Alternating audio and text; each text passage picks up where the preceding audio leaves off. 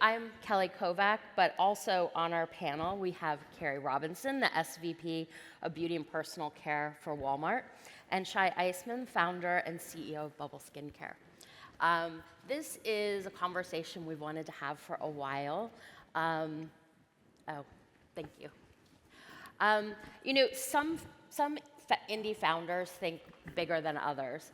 And I think when Shai went from D2C to Walmart, it was a really interesting moment because it was sort of a definitive line in the sand of going to where your consumers are.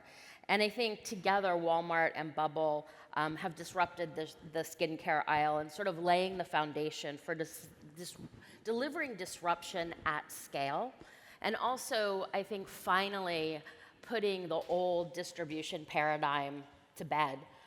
So the days of you can't start in mass and work your way up they're gone. And I think Walmart and Bubble were the ones that sort of proved that could be done. So I'm really excited to have you guys. Thank you we had to make some last minute changes because of promotions at Walmart, but we're so happy, Kerry, that you made it work. Kerry, maybe we can start the stage for this conversation and get sort of an update on Walmart Beauty. Over the past several years, the category's undergone this amazing sort of revitalization in your stores. And the last couple weeks, I know there was a lot of technology integrated into the stores that was announced. But can you share the current state of beauty at Walmart and some of the most significant changes? Sure, thanks, Kelly. I mean, certainly a lot has happened over the last while. Beauty is strategically important to Walmart because it's important to our customer, right? We look at it as a big growth driver for the business. And that's why you see, as we remodel hundreds of stores every year, you'll see the investment that the business is making in the experience, as well as, how we show up online for sure. And we are definitely an omni destination. And so we really are sort of, putting that investment into expanding our digital presence and putting technology in to make it easy for our customers to shop any way they want, with things like virtual try-on and my style made simple within hair to help customers to get to the products that they absolutely want. But the one thing for sure, and I know you heard a lot about it just here, is the customer's changing. Not only in terms of what they want to buy and how they want to shop, but in the diversity of the customer, because the customer is getting an awful lot more diverse. And we set up this ambition to be the most inclusive retailer. And that's in terms of like gender, age, ethnicity, and in terms of income level. So, for anybody that listens to our, earnings call, Doug will always talk about, some of our highest growth is coming from our, highest income consumers, which is really important. And some of the ways, we're showing up in terms of diversity, by the way, is the way we're treating our hair care business. So we're on our journey to really unify the hair care business. So we no longer have different, sort of hair types reflected in different parts of our beauty business. We actually are bringing it all together so customers can shop for their hair types, like straight and wavy, curls and coils, and even, adding on, a salon and salon-inspired segment for customers that want more premium, and prestige items. And then customers are enjoying the new news we're bringing to the business. So an awful lot of new lines are coming that customers are really excited about. So very recently, we just launched Pretty Smart, which is a luxe cosmetic line at, mass market prices. We have, a collaboration with LeBron James with The Shop. We've got W by Jake Paul, which is just going wild at the moment, really strong sales in the last week even. So we've done an awful lot over the last few years, but we've more to come, and we've got a couple of surprises coming before the end of the year, which I think will delight our customers. So definitely watch this space at Walmart. Shai, you are one of the buzziest skincare launches in the past couple years. I think one of the things that I've always been so impressed by is you're like you have this laser focus of what you're building, who your customer is, and how you're going to go about it.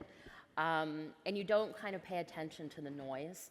And when you launched D2C and realized that really wasn't going to work as a method to scale a brand, You, at that point, already had traction, and you could have picked any retailer that you wanted.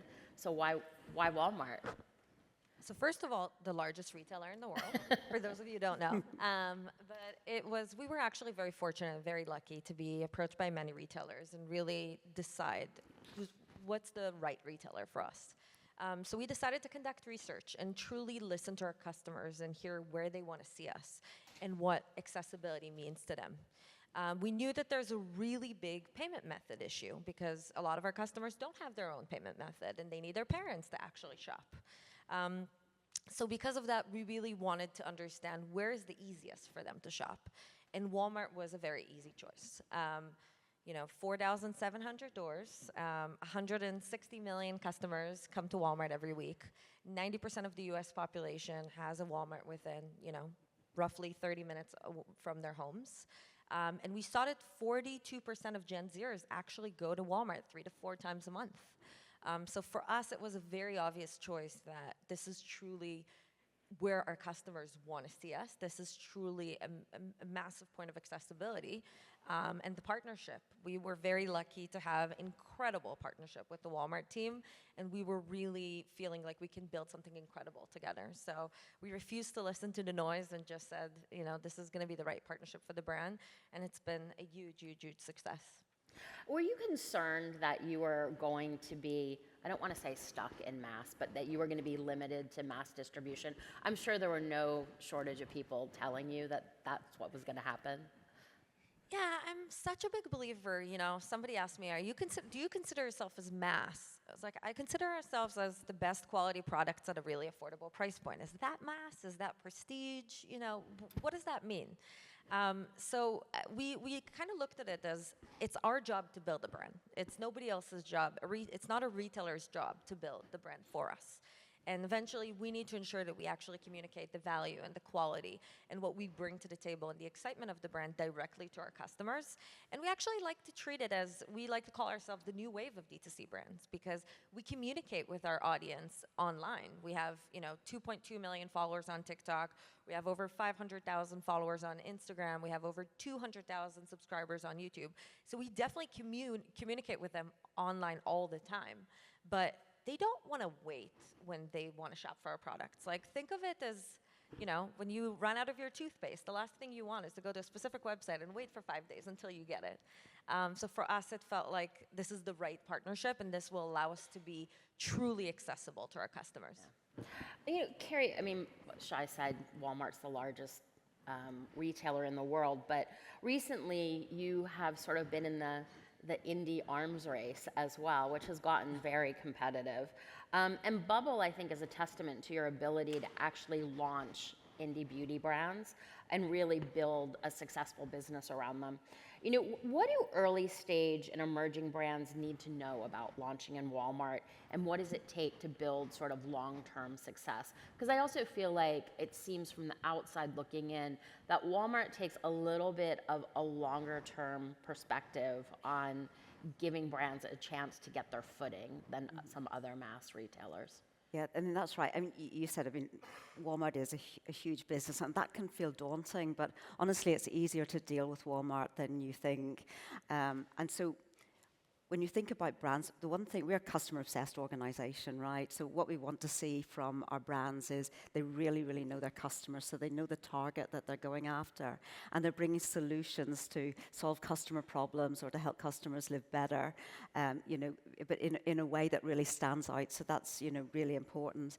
And the one thing that I'm loving about my business across beauty and personal care right now is watching emerging brands cause real disruption within legacy categories, right? So a good example, would be, we talked about Lume, which is an all-over body deodorant product. I think we've all know what Lume is. You all know about Lume. but it's created a whole new sector within the deodorant category, which is, really creating growth there.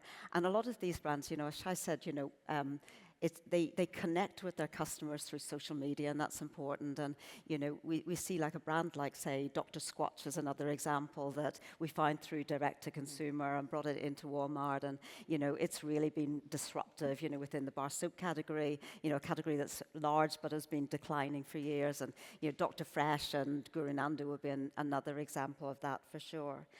But the couple of ways that we are able to sort of bring brands into the business. I mean, of course, people can contact the merchant directly. There's always that.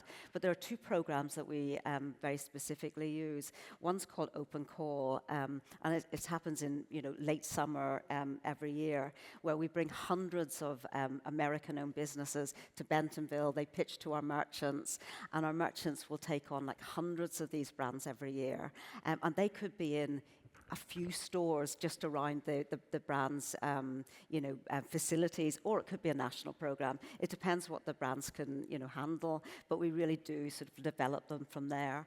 And then there's another program which is very specifically related to beauty, and it's called Walmart Start, that we've had for a couple of years. We're now in year 3, where it's an accelerator program where we bring on 5 to 6 smaller brands. And we really help them with additional training and resources. We treat them as tier 1 launches. We talk about their founders on the site. And that's where, we got sort of Dossier and Pretty Smart and Hair Labs and Sunday Body and, brands like that, which is, pretty exciting. So, that's another way that you can really come on board with Walmart. So it doesn't have to be huge. We can be small as well. Shai, one of the things that I think a lot of I don't want to say indie brands. I know a lot of seasoned veterans who have made this mistake as well, where you expand faster than you, A, have the money, or B, have the bandwidth to support the doors. And it can very literally put fantastic brands out of business really fast. I mean, you launched 3,900 Walmart doors, and you have successfully moved from the trending section for indie brand launches to the main skincare aisle. So now you're going head to head with those that you set out to disrupt. And now you've also expanded into Ulta Beauty and CVS. So you have several thousand doors you're supporting. And you're a relatively young brand. What advice can you give to others? Because that is an operational heavy lift. Yes. So first of all, I have to say that I was very lucky to have an incredible team from the beginning who, since day one, really built our operation to scale. Because without that, we weren't able to scale to 4,000 doors within 8 months from launch. So that was a huge part of it. I would also say that I think, a lot of indie brands don't really understand it, but cash flow management is key. It is unbelievably important to manage your cash flow religiously. It's unbelievably important to also look at terms. I think a lot of brands, and apologies to all the retailers in the room, but a lot of brands are just so excited to get distribution that they sometimes don't even look if the business is profitable and if it's a viable channel for them. And some channels are not viable. Like some channels are just not profitable. And I think it works for some brands to go and continue to raise capital, but eventually, the goal is to be profitable and actually build a sustainable business over time that doesn't rely on external cash. So I think really kind of managing all of this carefully and constantly thinking, on a weekly basis, how are we going to get through the next growth and how are we going to truly be able to support that has been something that for us was a huge factor. And I think, having the right partners, I can, share that Walmart has been a huge part of just partnering with us and understanding the needs of an indie brand and understanding that sometimes, even like I can say on small stuff of, we had to be late with certain productions of shelf displays, like supporting us on those fronts and really being there for us. And the ability to pick up the phone and call our merchants and say, I need your help, and I really need your help, and I really want you to support us on this because we need it as a small brand, is unbelievably important. Kerry, well, I won't ask you what's going to happen now, but the strategic partnership with Space NK sort of had a lot of people scratching their head. I was one of them. But it's worked. And I mean, I've heard it's wildly successful. And it's really pushed the boundaries of what the industry expects of Walmart. especially when it comes to beauty. So as sort of disruptive as it was, I think it really made the industry look at Walmart in a very different way. Who is the Walmart customer today? Because I think post-COVID, it has really evolved. Yeah, I think the most important thing to think about the Walmart customer is that the demographics of the Walmart customer almost exactly matches America, right? In terms of all of the diversity, all of the family composition, all of that, it matches exactly America. And when you look at the income brackets of the Walmart customer, again, it almost exactly matches America. And as I said before, some of our highest growth is coming from our highest income consumer as well. But the one thing that we know about our customer is at every level, our customers are looking for value.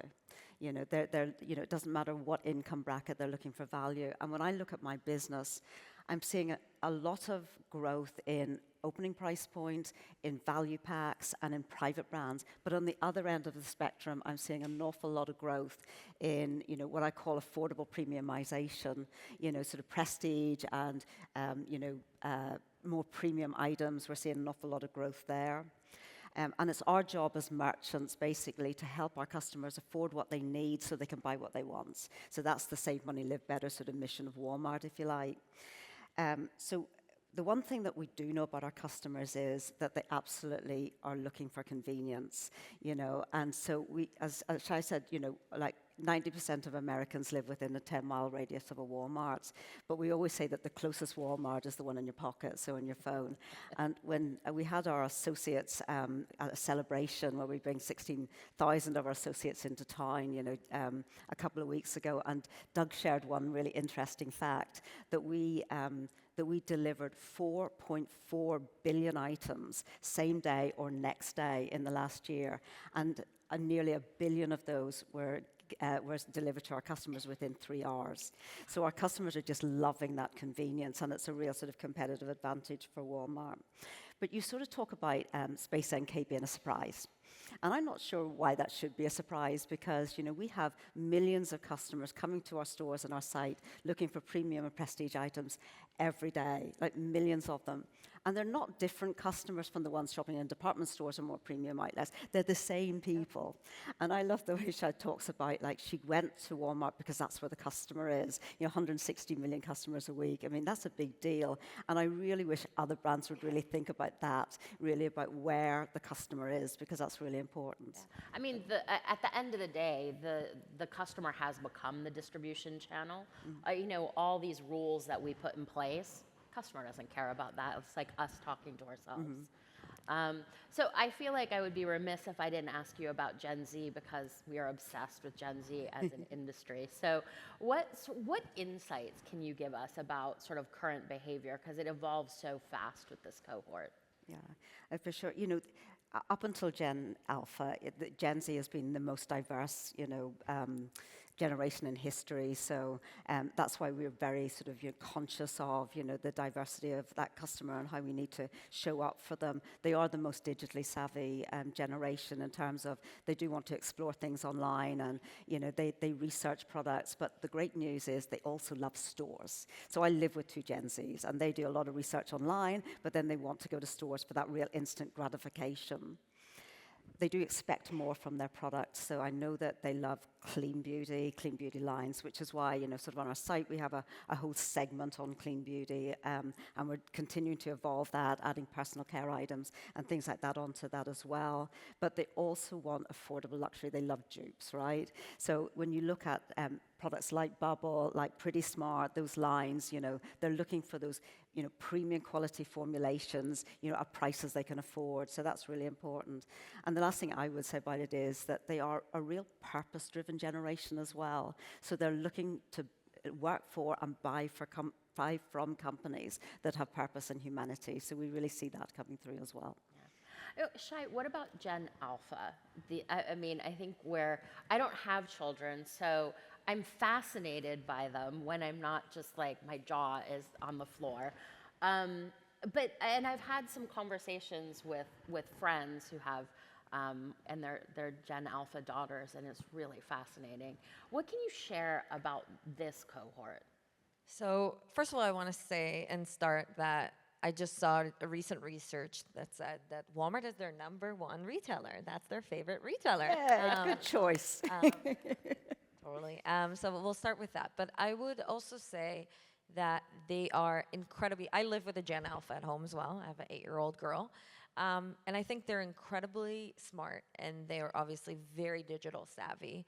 And I think if Gen Zers could see right through you, Gen Alpha is a whole new version of that. I think they're still kind of entering the world of skincare and beauty as a whole. For us, we talk a lot, and we've been very, very vocal over what do we feel comfortable with Gen Alpha to use and what we're not.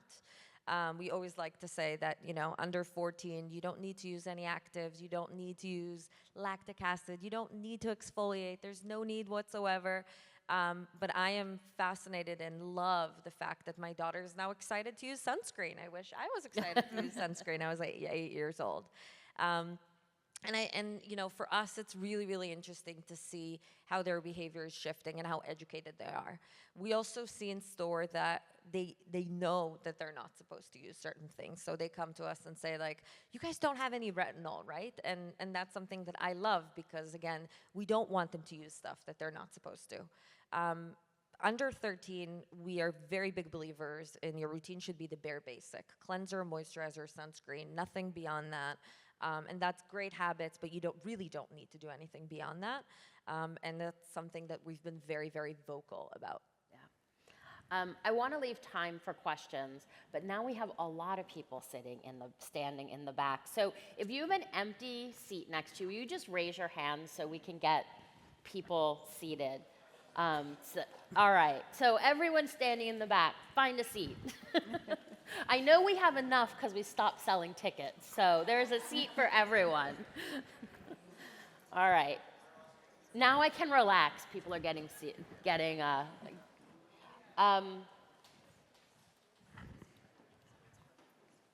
Okay.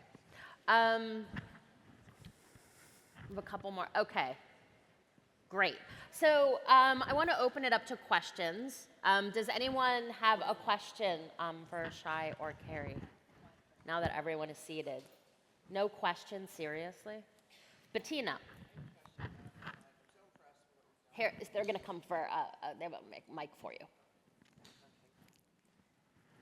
I was just saying, I'm so impressed with what you've done. I also heard you here speak in Miami, so I was very impressed. So just wondered, how did you come up with this, the whole concept?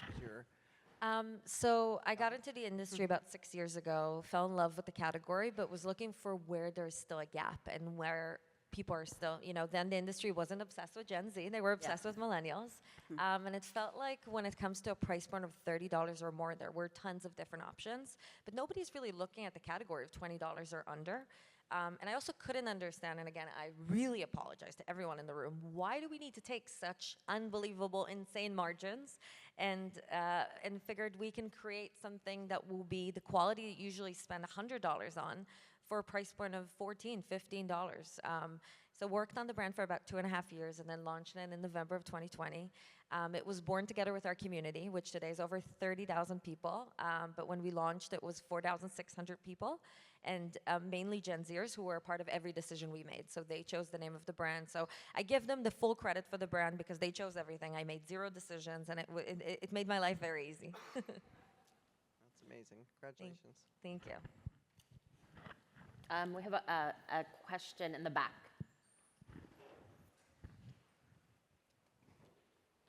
Eber with the great red lipstick has a question. Thank you. It's NARS. I actually have a question for Kerry, and this is not a plug, I swear, but I'm with the IBA, and we represent independent brands.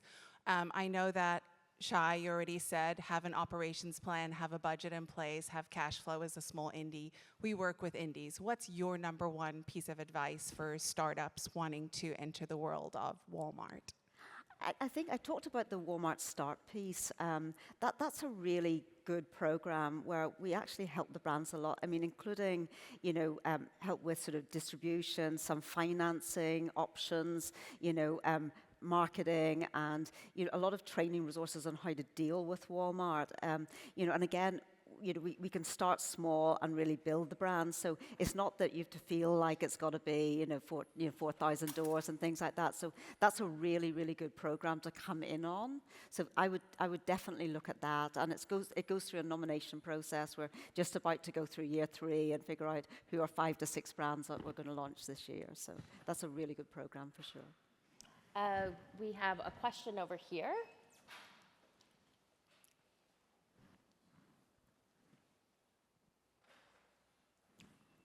Hi, I'm Mickey Boardman from Paper Magazine. I just wanted to ask Kerry, as you take on more prestige brands, does Walmart have a cap on pricing that you direct the brands to stay within, or it's really based on value and you don't care how much the price is? No, we don't have a cap on pricing. I mean, in terms of how prestige we want to go? Yes. No, we don't have a cap on that. We sell a lot of very expensive products. Good to know. Thank you. Wait, Jessica, just behind. Hi, Jessica Kroll, Allure.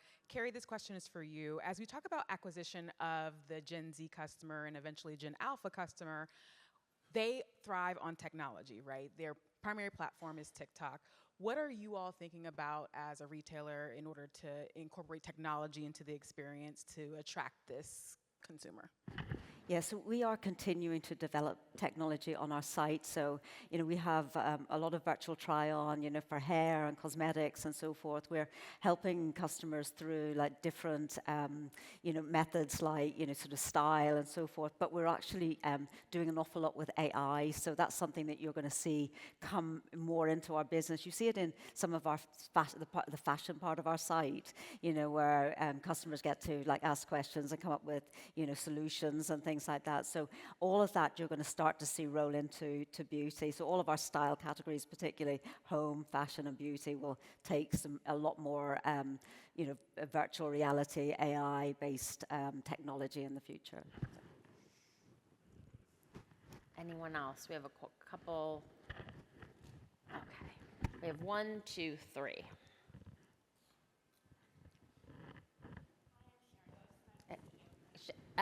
The microphone. Hi, I'm Sharon Osen. I'm CEO of Brand Difference. Thank you very much for an amazing presentation. This question is for you, Shai. Given your success with the younger generations, I'm wondering if you have any intention to expand your brand, if you can share that, to other customer target groups. So the way we look at it is bubble is for everyone. And it's actually a big conversation we've had with the Walmart team because the merchant asked us, can we use your products? The way we look at it is the products are made for everyone with skin. So if you have skin, you can definitely use the products.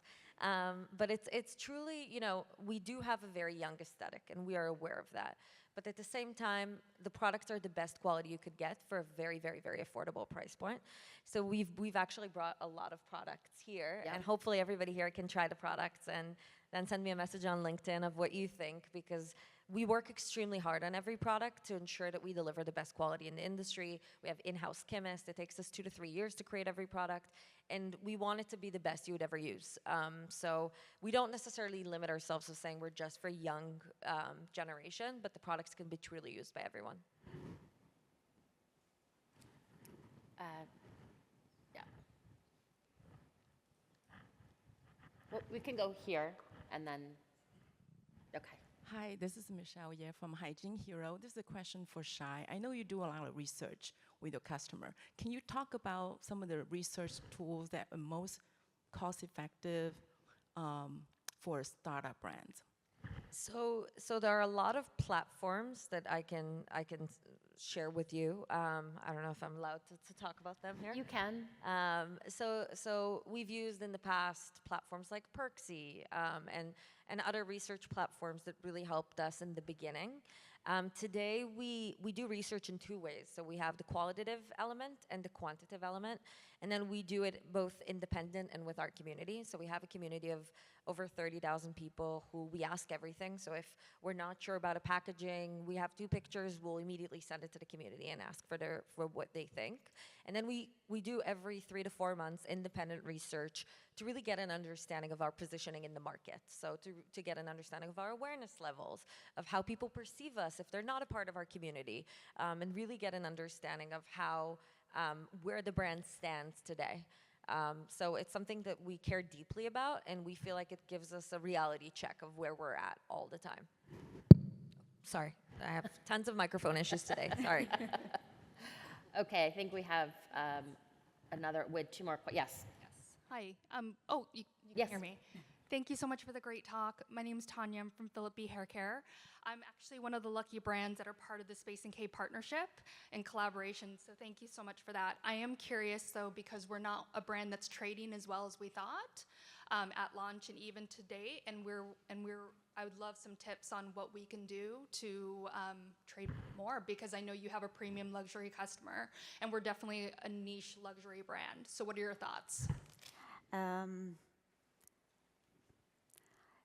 That there are a lot of ways that you can go about doing this, because we have, obviously Walmart Connect, the way that you can kind of work through the Connect side of things to help boost products, help with search attributes and all of that sort of thing. I think a lot of it, we talk to suppliers, a lot of it comes down to the fundamentals of how you show up on the site, how good the content quality is, how good the search attributes are, how you use like WMC to sort of, create boosting of products and things like that. But I'd happily talk to you individually about that if you want to, because we're planning some more stuff that I think is going to help you enormously on the prestige experience that we have at Walmart. Fantastic, because we started it at beginning at launch, and I think we have so much potential. So it's great to match a face, and I'd love to connect. No, for sure.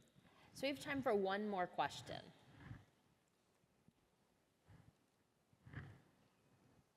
No more questions? One more question here. Yay, I get to double dip. This question is for you, Kerry. I'm curious if you have any case studies that you could share of brands that started first, perhaps in more prestige channels, and then decided to expand into Walmart, and how they were able to accomplish that. Start in the prestige channel. So for example, if a brand is already present at Sephora or maybe some other more premium destination, and then has decided that they want to try in a partnership with you. Yeah, I mean, and a lot of them are through the Space NK partnership, but we do have a lot of brands that have, like you would regard as traditionally prestige that are doing direct business with us. Paul Mitchell would be a good example of that. A lot of the, the products that started with sort of Space NK, like, Mario Badescu, Patchology, that we now have more direct relationships with. So yes, for sure, there's, that's definitely coming, and it's much more of a trend now. We have a lot of prestige brands that are interested to come to Walmart, and, we're starting to really build the prestige experience. So you're going to see a little bit more of that coming as we kind of go through the year. So I think it's going to become much more commonplace, Thank you. Okay, one more question we can squeeze in. Thank you so much. This is such a nice session. I had a question from the Walmart perspective. So we've heard a lot about wellness and the inside-out beauty, where what you take is so critical in how you look. But when I've called on Walmart and other retail partners, it's very segregated. The wellness buyer is somebody else, and the beauty buyer is somebody else. The consumer is thinking that it's together, right? The consumer doesn't separate. So I'm curious to hear from your lens how within Walmart those teams are coming together, and just from an execution perspective, whether it's merchandising, co-locating products, telling the story, how you're sort of thinking about that. Truly, you're going to see more to come on that in terms of the whole women's wellness piece. I'm very well connected with our health and wellness team, and I think you're going to see more about how we particularly show up online. It's difficult to do it in store, right? To bring things together in store in a way that makes sense to all customers. And co-location is kind of difficult as well, just because of the operation, but how we show up on site can be very different. So one thing that we're definitely, looking into is the overall sort of women's health and wellness, and, right, everything from, sort of the start, through pregnancy all the way through to menopause, colors and all of that sort of thing. We're just thinking about, how that impacts both, how you feel and how you look, and different needs for those different states, and all the way through that, the life cycle. So that's definitely something that you're going to see more of as we sort of like go through the next year or so, how we shop, particularly on the site. All right. Kerry and Shai, thank you so much for this conversation. Thank you. Yeah, I'm looking for what's next. Thank you.